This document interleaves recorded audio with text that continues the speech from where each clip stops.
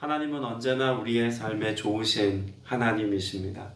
그 좋으신 하나님은 우리의 삶에 나아갈 길을 밝히 알려주시고 또한 인도해 주실 뿐만 아니라 함께 하셔서 그 길로 나아가는 우리의 인생길에 예비된 하나님의 좋은 것들을 누리며 살 수 있도록 역사하신다고 말씀합니다. 하나님은 약속을 지키시는 하나님이십니다. 하나님은 끊임없이 약속하시고 말씀하심을 통해서 하나님 하실 일들에 관해서 미리 알려주셨습니다. 그러나 그것이 단지 하나님의 명령과 말씀의 형태로만 주어진 것이 아니라 말씀이 사건되어지도록 하나님은 여전히 우리 가운데 계셔서 행하시는 하나님이신 것을 보여주셨죠. 광야 40년 동안 이스라엘 백성들이 배우고 경험한 것은 하나님이 누구신가 라고 하는 주제에 대한 해답일 것입니다. 하나님은 여러 가지 모습으로 역사하셨고 말씀을 성취하셨는데 항상 누굴 통해서 일하셨을까요? 모세라고 하는 믿음의 사람을 통해서 하나님은 그 하나님 되심을 나타내셨습니다. 가나안 땅을 정복하는 과정 가운데 가장 이스라엘 백성들로 하여금 두렵게 했던 일이 있다면 모세의 부재일 겁니다. 모세라는 믿음의 거장이 늘 그들과 함께 했고 또 그들의 앞서 행진하여서 모든 난관을 헤쳐나갔던 그들의 역사를 되짚어 본다면 지금 모세의 부재는 그들의 삶에 마치 하나님이 계시지 않는 것처럼 여겨질 만한 사건이었다는 이야기죠. 때문에 하나님께서는 말씀하셔야만 했고 또 가르쳐 주셔야만 했습니다. 여전히 그들과 함께 계시다는 것과 여전히 그 말씀하신 것을 성취하시는 하나님이신 것을 직접 증명해 보여 주셔야만 했다는 이야기죠. 하나님께서는 이 일을 다시금 알려주시기 위해서 모세를 통해서 하셨던 가장 위대한 사역, 모세를 통해서 이스라엘 백성들의 하나님이 바로 그 야훼 하나님이신 것을 증명한 사건, 광야 40년을 지나는 동안 온 주변에 있었던 이방 민족들이 광야를 두루 다니는 이스라엘 백성들을 약탈하지 못하고 감히 넘보지 못했던 그 역사적인 사건, 그 홍해 사건을 하나님께서는 요단강에서 재현해 주십니다. 이유는 무엇일까요? 귀로만 듣고 제대로 하나님의 역사하심을 경험하지 못했던 다음 세대들이 지금 가나안 땅 앞에 있습니다. 하나님이 그렇게 역사하셨대. 하나님이 그와 같은 놀라운 일들을 예전에 이루셨었지. 하나님의 역사하심에 대하여 추억하는 백성들에 대하여서 하나님께서는 출애굽의 구원 역사 이후에 구원 이후를 살아가고 있는 그 다음 세대들을 향한 하나님의 동일한 사건, 이것을 하나님이 가르쳐 주시기 위해서 요단강가에 그들을 세우셨습니다. 하나님께서는 단지 그들을 시험하시고 그들의 믿음의 수준을 보시기 위해서 지금 그들을 요단강가에 세운 게 아닙니다.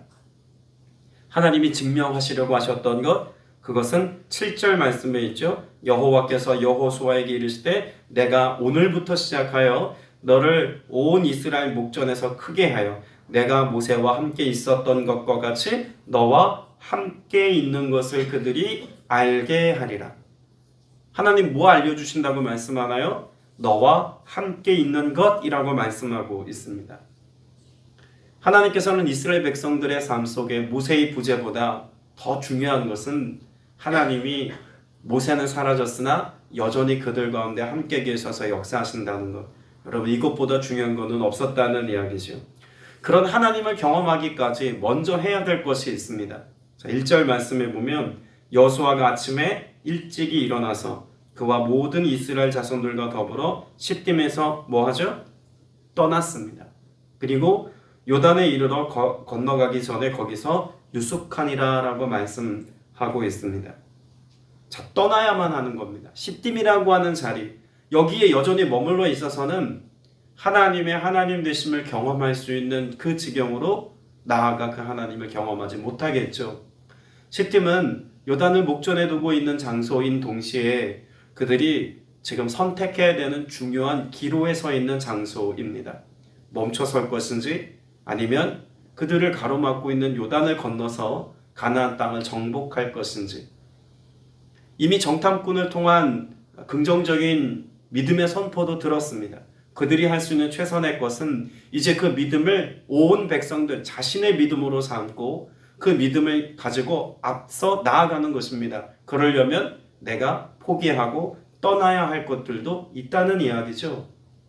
오늘 우리의 삶에 안정감을 가져다 주는 것들이 있습니다. 때로는 사람이 혹은 재정이 혹은 우리의 삶에 어떤 가치가 혹은 지식이 그 물리적으로 우리 눈에 보이는 십딤과 같이 우리의 삶에 안정감을 주는 어떤 장소가 있을 수 있다는 이야기죠. 나아가려면 무엇 해야 합니까? 내 삶을 지탱해 줄 것 같은 그 모든 것을 떠나 하나님이 나를 부르신, 하나님이 내게 일하시기로 작정하신, 하나님이 나에게 요청하신 그 일들이 있는 바로 그곳을 향해서 떠남의 삶을 선택할 줄 아는 믿음의 용기도 필요하다는 것을 분명히 말씀해 주고 있습니다. 그런데 떠나기 위해서는 한 가지 중요한 조건을 따라서 떠나야만 했다는 것을 3절에 말씀하죠. 백성에게 명령하여 이르되 너희는 레위 사람 제사장들이 너희 하나님 여호와 언약궤 매는 것을 보거든 너희가 있는 것을 떠나 그 뒤를 따르라고 말씀합니다. 자, 떠남의 전제 조건이 뭐예요? 여호와의 언약궤 매는 것을 보거든입니다. 언약궤라고 하는 것은 무엇을 의미하죠? 하나님의 임재입니다. 그러니까 모세는 그들 앞에서 사라졌지만 하나님께서는 여전히 그들과 함께 계시다라고 하는 사실을 법궤를 메고 나아가는 제사장들을 통해서 하나님의 임재하심, 하나님의 앞서가심을 다시 한번 극명하게 드러내 주고 있는 이야기죠. 여러분, 사람은 우리 곁을 언제나 떠나기 마련입니다. 사람은 언제나 우리의 삶에 유한함으로 존재할 수밖에 없습니다. 하나님은 언제나 우리의 삶에 영원까지 함께 하시는 하나님이신 것을 믿게 되시길 축복합니다. 부모가 자녀들을 양육하고 돌볼 때 가장 어려운 것 중에 하나는 아픈 자녀를 양육하는 부모들의 마음일 겁니다. 내가 이 아이보다 좀 더 오래 살아야지. 얼만큼 오래 살기를 바랄까요? 하루 더 오래 살길 바란다고 합니다. 떠나지 않고 그 곁을 지켜주고 싶어하는 부모의 마음 아니겠습니까? 그런데 하나님께서 이스라엘 백성들을 그 아비가 자녀를 돌보는 것처럼 마치 어미 독수리가 그 날개로 어린 독수리를 날개짓을 배울 때까지 받아내는 것처럼 그렇게 지키시고 돌보신다라고 하는 사실을 하나님께서는 이 언약궤를 통해서 명확하게 보여주고 계신 겁니다. 내가 너희 떠나지 않았다. 내가 너희 버리지 않았다. 내가 너와 함께 할 것이다. 너희가 나에 대한 신뢰와 믿음과 순종의 삶의 태도를 버리지 않는 한 나는 너희와 함께 하여서 모세의 때보다 더 위대하고 놀라운 일들과 그 언약한 모든 것들을 너희의 삶에 성취하여 누리게 할 것이며 그 땅을 차지하게 할 것이라고 하나님이 말씀하고 계신 겁니다. 그런 법궤를 통해서 하나님이 함께 하심을 증명하시는데 4절 말씀에 보면 이스라엘 백성들과 법궤 사이의 거리를 유지하라고 말씀합니다. 그 거리 사이를 얼만큼의 거리라고 설명하고 있을까요? 4절에 보면 2000규빗입니다. 한 규빗이 얼마나 되죠? 성인 팔로 기준했을 때 손끝에서부터 팔꿈치까지입니다. 대략 길이를 환산하면 평균치로 볼 때 약 45cm에서 50cm 정도를 이야기합니다. 그러면 여기 나와 있는 2000규빗을 우리가 일반적으로 쓰는 단위로 환산을 하면 약 1km 정도의 거리입니다. 1km 거리라고 하면 이스라엘 백성들과 하나님의 법궤 사이에 그 긴 거리를 두고 거룩한 하나님의 성물 사이에 백성들이 접근하지 못하도록 하기 위해서 거리를 유지하라고 말씀하신 걸까요? 이 팔레스타인 지역을 가면은요, 유대는 멀리서 진행하는 모든 것들이 내 시력이 나쁘지 않는 한 다 보입니다. 여기서부터 저기 높은 산까지 있는 산 꼭대기도 가리는 게 거의 없어요. 나무가 우리나라처럼 물창하지 않기 때문에 여기에서 저 산 꼭대기에 있는 어떤 사람이 움직이는 것을 명확하게 볼 수 있습니다. 경사가 조금만 있으면 이쪽에서부터 저 끝까지 1km 아니라 몇 킬로가 더 떨어진다고 할지라도 거기에 누가 명확하게 어떤 사람의 대상은 알 수는 없지만 누군가 무엇하며 행진하고 있다는 것을 확인할 수 있을 만큼의 거리입니다. 자, 그러면 1km라고 하는 거리는 어떤 거리냐면 법궤가 앞서가고 있고 제 선두에 서 있는 이스라엘 백성에서부터 법궤를 보겠죠. 그런데 백성 저 끝에 따라오는 사람도 있지 않겠습니까? 제일 앞에서 제일 뒤에서까지 여호와의 법궤가 행진하는 것을 모든 사람이 확인할 수 있을 만큼의 거리 두기가 1km입니다. 그러면 하나님께서 왜 거리를 두라고 말씀하셨을까요? 하나님께서 앞서가시고 어떤 영적인 리더십이 그 법궤를 행진하는 것을 보며 따라가고 어떤 사람은 그 따라가는 사람을 따라가는 것이 아니라 모든 이스라엘 백성들 한 사람 한 사람이 무엇을 주목하며 가기를 원하셨을까요? 하나님이 앞서가시는 것을 단 한 사람도 예외 없이 다 바라보며 행진하기를 바라는 마음에서 하나님은 1km라고 하는 2000규빗의 거리를 유지하게 하셨습니다. 여러분, 우리가 신앙생활을 한다는 것은 분명 우리에게 영향을 주는 어떤 이들을 뒤따름의 모습도 있습니다. 영적인 리더십인 목회자나 혹은 내게 영향을 주는 어떤 공동체 안에서의 평신도 리더들을 통해서 영향을 받고 돌봄을 받는 건 맞는 이야기입니다. 필요합니다. 그러나 신앙생활의 본질을 이야기하자면 우리는 앞서가시는 그 하나님을 내가 보고 따라가는 것입니다. 광야 시대를 지나서 가나안 땅에 들어갈 때 하나님께서 그들에게 말씀하신 영적인 삶의 중요한 가치는 내가 나의 하나님을 오늘 내가 내 삶의 현장에서 만나고 경험하여서 그 하나님을 쫓아 믿음의 행진을 멈추지 않는 것이 우리 신앙 여정 되게 해야 한다는 이야기입니다. 우리 자녀들에게, 다음 세대들에게 우리가 할 수 있는 가장 최선의 것이 있다면 무엇일까? 하나님을 보며 행진하는 삶을 멈추지 않도록 하는 것입니다. 요 근래 인사를 꽤 많이 받습니다. 저희 큰아이가 신학대학에 입학하는 걸 두고 인사들을 많이 받고 있는 요즘인데, 제가 아이의 신학대학을 가는 것에 있어서 찬성했었던 가장 큰 이유는 제가 사역자인데 아이가 사역자의 길을 걷기 위해서가 아니었습니다.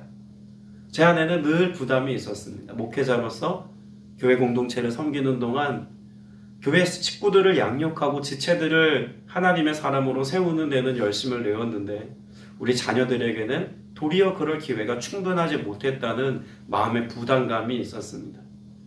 근데 신학대학을 진학해서 그곳에서 하나님 말씀을 배우고 그곳에서 하나님에 대한 학문을 연구하고 또 믿음의 공동체가 있는 청년들이 함께 모여서 예배하고 신학생들이 함께 하나님의 일들을 도모할 때 얼마나 하나님의 거룩한 삶에 대해서 더 깊이 있게 경험할 수 있을까, 그것에 대한 바람이 있었습니다.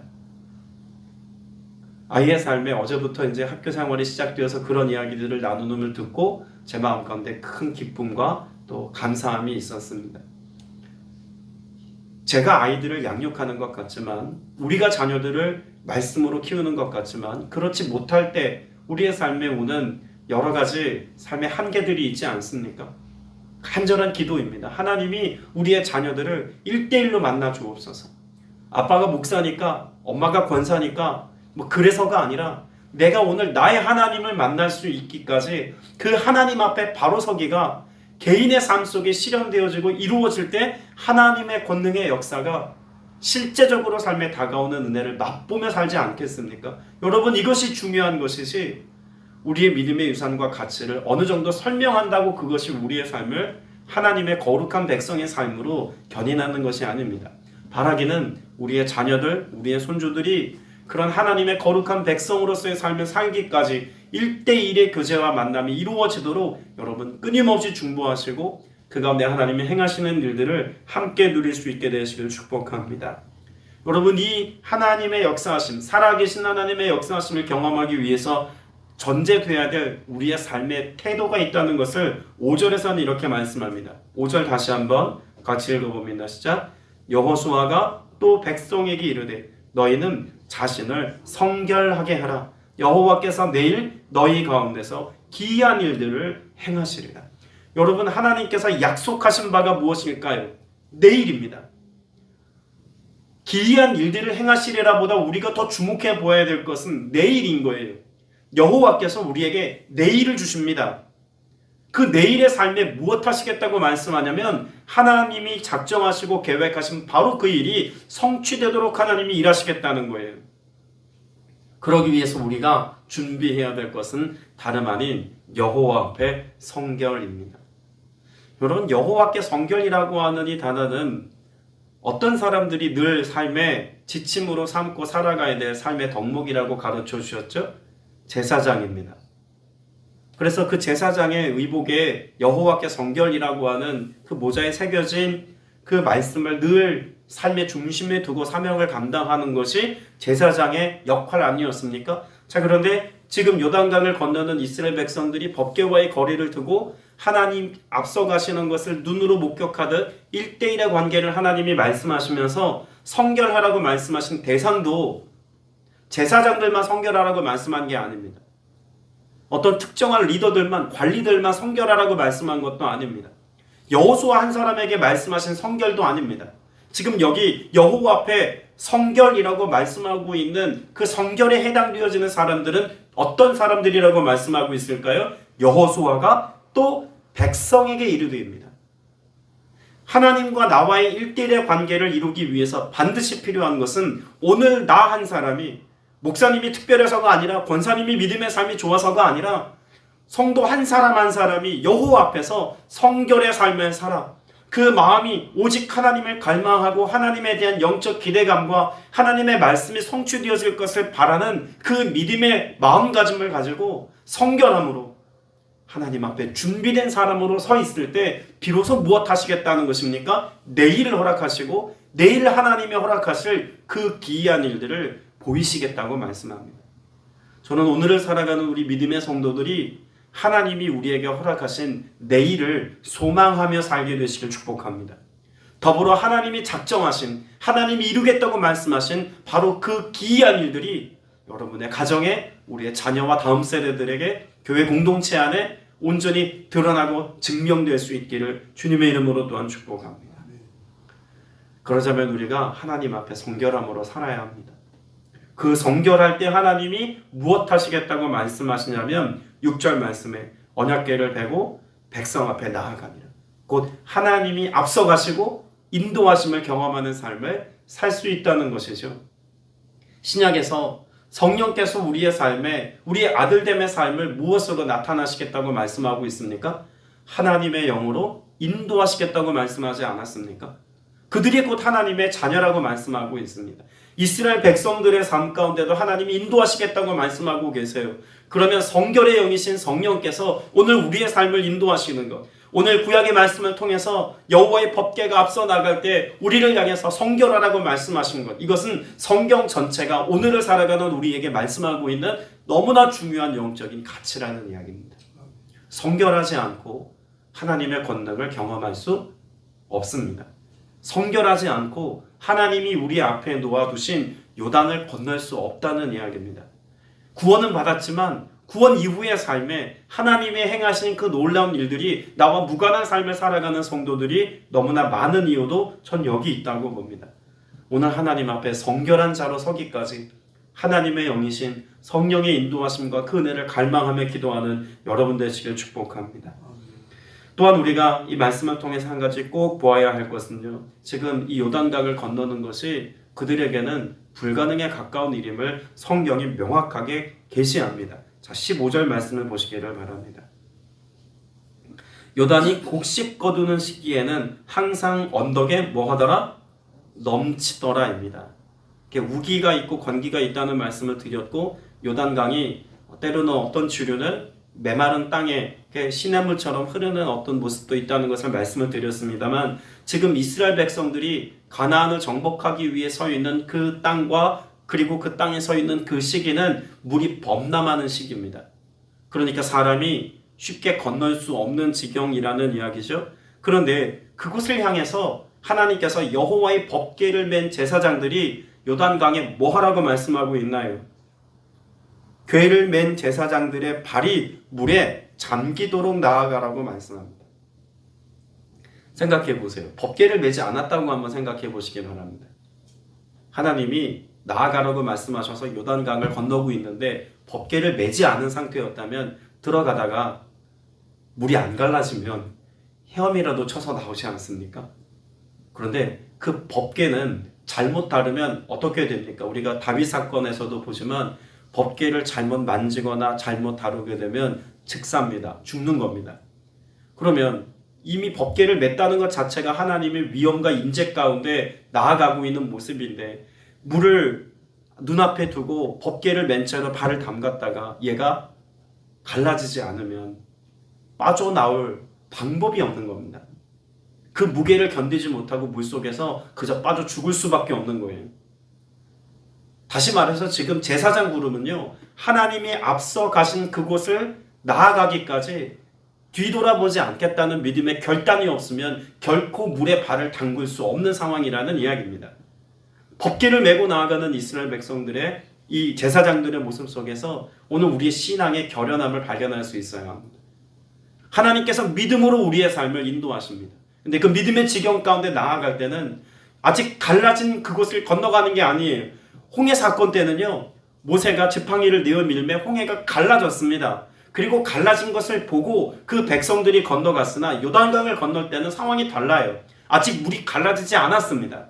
그저 넘실대고 범람하는 그런 이 언덕에 넘쳐 흐르고 있는 요단강을 보면서 그 흐르는 강물에 내 발을 법궤를 메고 내딛는 믿음의 행위가 있고서야, 그리고 나서야 하나님께서 그들의 삶의 인도하심이 증명되는 요단강이 갈라지는 사건이 있었다는 것이죠. 그러니까 홍해 사건보다 사실은 더 어려운 상황 가운데 이스라엘 백성들은 순종했다는 것입니다.